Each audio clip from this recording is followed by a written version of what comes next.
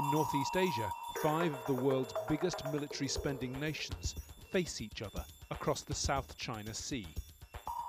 Between them, the United States, China, Russia, South Korea and Japan account for 65% of all global military spending, and that's getting bigger year by year.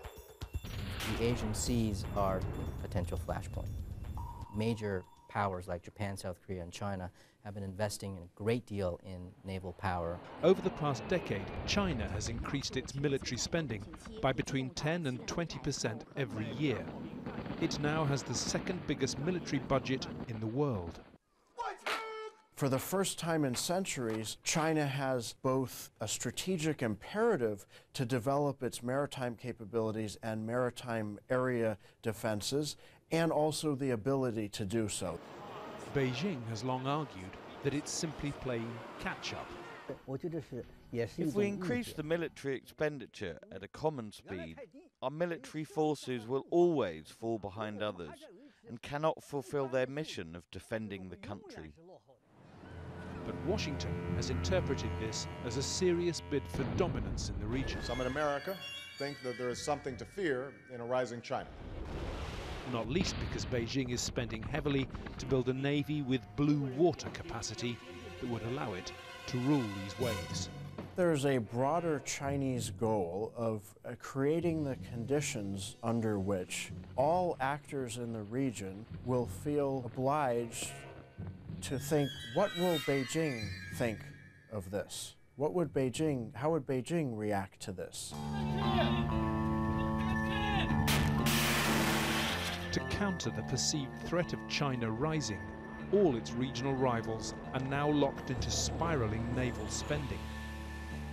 South Koreans say, well, we're building these ships, these large ships that are very similar to Japanese ships because the Japanese have a bunch of them.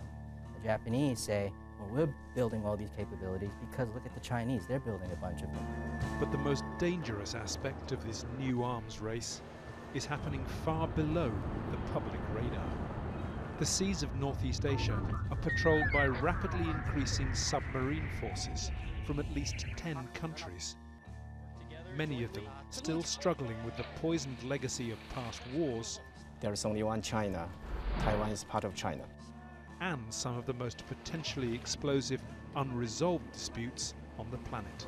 Bad historical memories and territorial disputes, if you combine all of those factors, you have a perfect sort of perfect storm brewing here in terms of a potential regional crisis or confrontation in the future.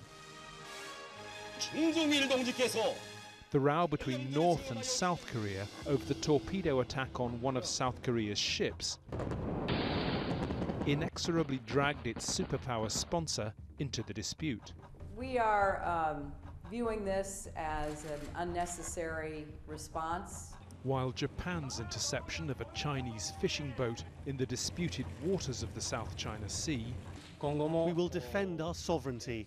There should be no changes in our stance in that in the future. has brought simmering regional tensions to the boil. It was Japan who provoked the matter. Japan has repeatedly made mistakes, aggravating the situation. As submarines and warships flood the shipping lanes of these most volatile waters, how long before a minor clash between regional rivals turns into a major international crisis? And if it does, who will stop a full-blown shooting war? Southeast Asia and even Northeast Asia, they do not have any regional mechanisms for crisis management. And that means that it's going to be a matter of picking up the phone and calling whoever and hoping that someone picks up